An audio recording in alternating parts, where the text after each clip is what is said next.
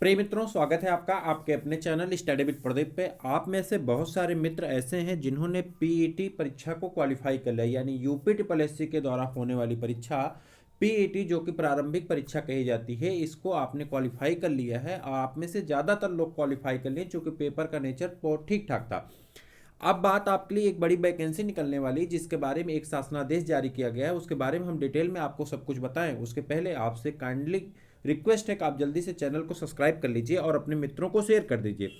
बात कर रहे हैं कि जो इंटरमीडिएट कॉलेज हैं, यानी मान्यता प्राप्त सरकारी कॉलेज जो होते हैं, वहाँ पे बाबुओं की भर्ती होनी। बाबुओं को लिपिक कहा जाता है, जिसे क्लर्क आप लोग कहते हैं।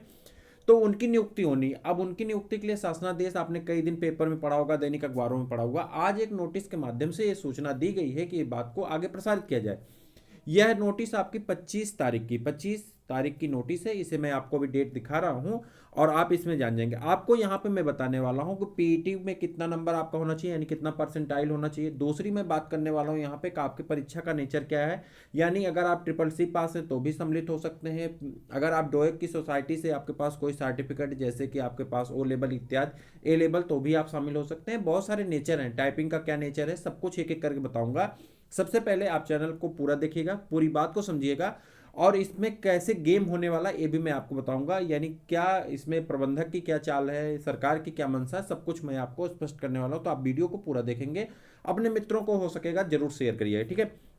हमारे एक मित्र के द्वारा यह भेजा गया। पहले तो मैं आपको यह बता दूं, आवेदन हेतु पात्रता, पहले पात्रता देख लीजिए। एक सेकंड माफ करिएगा, एक सेकंड। यहाँ पर अगर हम आ जाए तो आवेदन हेतु मैं पात्रता अगर आपको बताऊं, तो यहाँ पात्रता पे अगर आप आ जाएंगे तो यहाँ पे आपको दिखाई पड़ रहा होगा पात्रता। एक सेकंड रुक जाइए।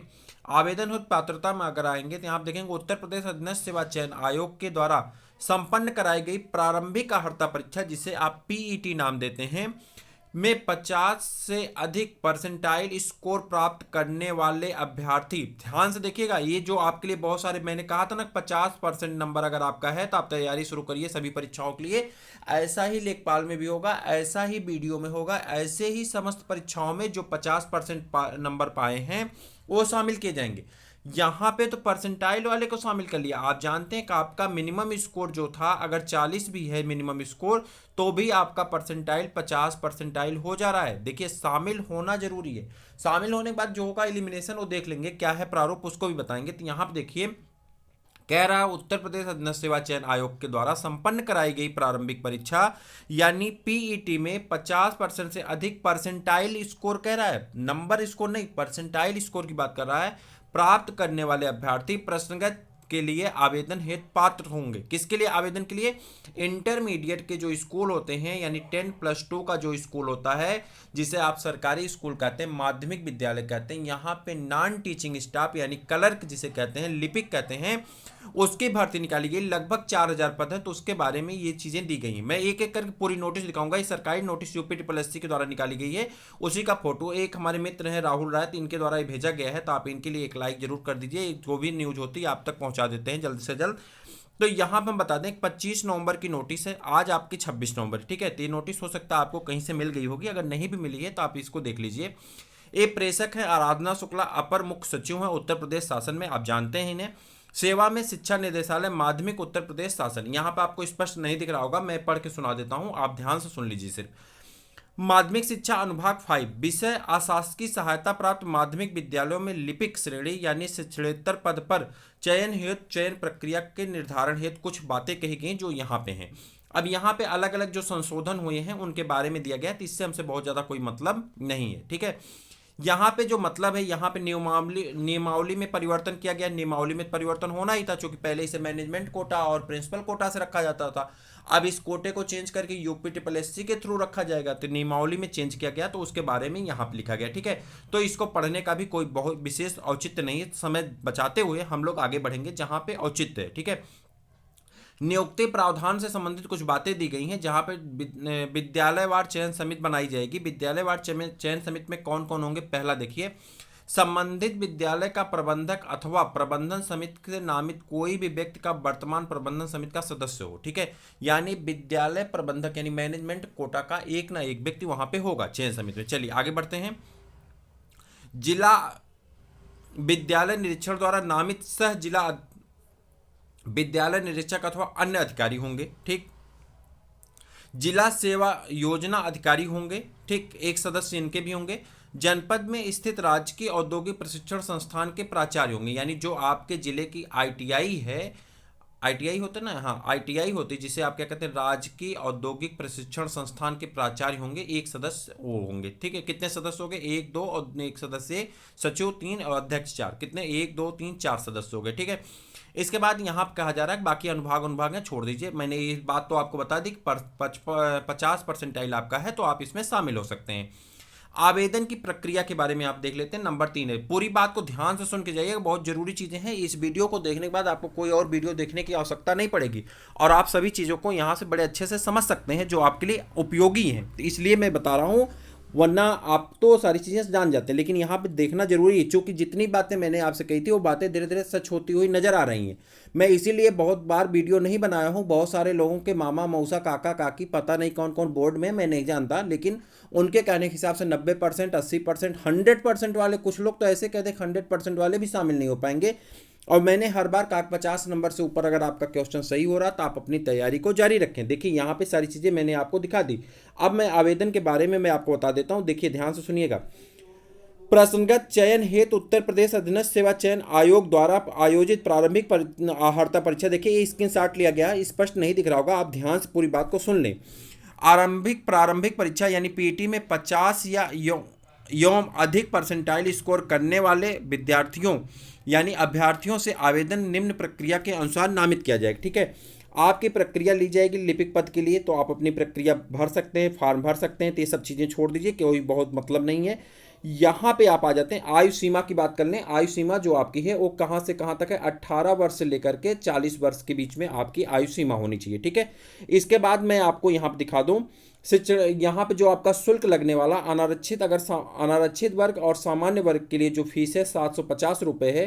अनुसूचित जात, अनुसूचित जनजात और EWS के लिए जो आपकी फीस है वो 500 रुपये रखेगी, ठीक है। उसके बाद नीचे आ जाते हैं, यहाँ पे शैक्षिक अर्हता क्या है, ये आपके लिए बहुत बेहद जरूरी होने वाली शैक्षिक अर्हता के बारे में।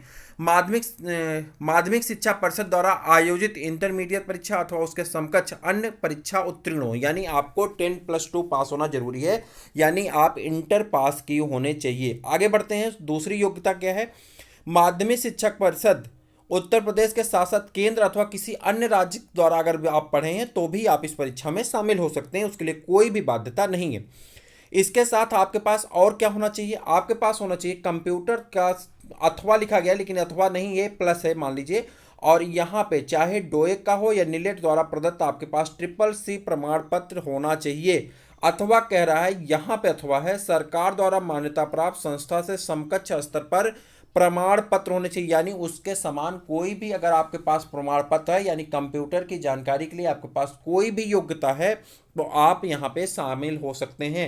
अगर आप कंप्यूटर साइंस में डिप्लोमा किए हो, डिग्री धारक हो डोएक की सोसाइटी से, या आप देखिए PGDCA किए हो, डिप्लोमा किए हो, BCA किए हो, MCA किए हो तथा ग्रेजुएशन या उच्च कोई भी स्तर का अगर आपके पास कंप्यूटर कोर्स है तो आप शामिल हो सकते हैं। तीसरी योग्यता क्या कही गई है, कंप्यूटर पर हिंदी टंकण गति, यानी हिंदी में जो टाइपिंग करना है 25 शब्द पर मिनट करना है। ये टाइपिंग होती कैसे मैं आपको बता दूं।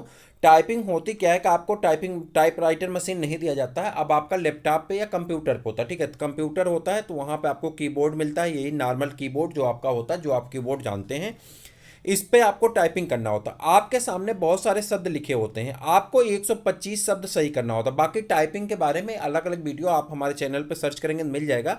बहरहाल टाइपिंग के बारे में कभी डिटेल चर्चा करेंगे। तो 125 शब्द आपको 5 मिनट में सही टाइप करने होते हैं, ठीक है। और उसके बाद यहाँ पे 150 वर्ड आपको सही टाइप करने होते हैं। इससे ज़्यादा आपको टाइप करना, मतलब 125 वर्ड आपको सही टाइप करना जरूरी है। और अगर हम बात कर लेते हैं इंग्लिश के लिए तो आपको 30 वर्ड पर मिनट, यानी 5 मिनट में आपको 150 वर्ड सही टाइप करना अति आवश्यक होता है। क्लियर है बात मेरी। चलिए, चयन प्रक्रिया की अगर बात करें, आवेदन करने वाले अभ्यर्थी की क्वालिफाइंग टंकण परीक्षा आयोजित की जाएगी। टंकण परीक्षा जनपद के राजकीय, आपके जो राजकीय संस्थान होंगे ITI की, वहां पे कराई जाएगी। अब आगे बढ़ते हैं, यहाँ देखिए टंकण परीक्षा है तो एक पद के सापेक्ष 10 अभ्यर्थी बुलाए जाएंगे, यानी अगर आपके जिले में मान लेते हैं 10 सीट है तो 100 लोग टंकण परीक्षा देने जाएंगे। यदि पद के सापेक्ष 10 से अधिक अभ्यर्थी आवेदन किए हैं, ठीक है, और PET में सर्वाधिक परसेंटाइल स्कोर प्राप्त करने वाले 10 अभ्यर्थी टंकण परीक्षा में सम्मिलित किए जाएंगे। ठीक है, जे अब जैसे मान लेते हैं 100 सीट होती, 10 सीट थी, 100 लोगों को करना था, लेकिन अभ्यर्थियों ने कर दिया 200 अभ्यर्थी आवेदन कर दिए। ठीक है, अब इस 200 में से जिसका स्कोर ज़्यादा होगा उन्हीं में से 100 को बुला दिया जाएगा टाइपिंग के लिए। बात समझ गए? चलिए आगे बढ़ते हैं। इसके बाद यहाँ कहा जा रहा है कि इसके बाद आपका यहाँ पे जो आपकी चयन समिति होगी उससे 20 नंबर का क्या होगा, साक्षात्कार होगा, यानी आपका इंटरव्यू होगा। इसीलिए लगातार इसका विरोध चल रहा है और आप भी इसका विरोध कर सकते हैं। इंटरव्यू होने का मतलब पूरी तरह से मैनेजमेंट का खेला, और 20 में 20 नंबर मैनेजमेंट के उन अभ्यर्थियों को दिया जाएगा जिनके पैसे पहुंच जाएंगे। अगर इसी बात को हटाने के लिए माननीय मोदी जी साहब चाहे योगी जी साहब जब सत्ता में आते हैं तो ये कहते हैं कि हम जो है ये हटा देते हैं, समूह ग और घ से हम इंटरव्यू हटा देते हैं, तो फिर यहाँ पे शामिल क्यों किया जा रहा है आई डोंट नो, बट ये गलत हो रहा है। ठीक है, इसके बाद आगे बढ़ते हैं। यहाँ पे सारी चीज़ें आप समझ सकते हैं। उसके बाद अभ्यर्थियों का यहाँ पे ठीक है, उसके बाद ये सब चीज़ें आप समझ गए हैं। यहाँ पे देखिए से भेज दिया गया, अलग अलग जगह पे भेज दिया गया है, सभी जगह पे कहाँ कहाँ भेजे गए हैं, तो ये सारी चीज़ें हैं। ठीक है, कहने का सीधा सा तात्पर्य देखिए, इस परीक्षा में तो जो आप लोग शामिल होने वाले हैं, टाइपिंग करने वाले हैं, उनके लिए तो चांस अच्छा है, लेकिन इसका जो सबसे बड़ा हम महत्व जो देख रहे हैं वो मैं ये बता रहा हूँ कि अगर आप लेखपाल की तैयारी कर रहे हैं, चूंकि यहाँ पे वाइबा होना है, तो यहाँ पे वाइबा वाइबा क्या, इंटरव्यू होना है। और इंटरव्यू का मतलब है कि अगर आप टाइपिंग वगैरह सब कुछ पास करते हैं, आपका स्कोर बहुत अच्छा है, तो आई होप कि आपका चयन हो सकता है। लेकिन उसके बावजूद चयन ज़्यादातर धन पशुओं का होने वाला है, तो इसका विरोध करना उचित है, कोई दिक्कत नहीं। अब बात करते हैं, लेकिन इससे एक बड़ा क्लू मिल रहा है। जो क्लू इस बात का मिल रहा है, क्लू मतलब मिलेगा, वो इस बात का मिल रहा है कि आपके लेखपाल में भी 50% से ऊपर नंबर वाले अप्लाई करेंगे। ठीक है, और 15%, 20 गुना, 30 गुना, ये सब बातें फालतू हैं। उसके बाद आपको आराम से बुलाया जाएगा, आप जाके मेंस का पेपर देंगे। ठीक है, तो 50% से ऊपर वाले अपनी तैयारी जारी रखें। जो मेन मुद्दा है, जो मेन बात कही जा रही है, इस बात को समझने का प्रयास करिए। ठीक है, तो मुझे लगता है कि इस वीडियो को बड़ा भी हो गया, तो यहीं पर रोकना चाहिए। फिर हम लोग मिलेंगे किसी और जानकारी के साथ, किसी और बात के साथ। तब तक के लिए इजाज़त दीजिए। जय हिंद।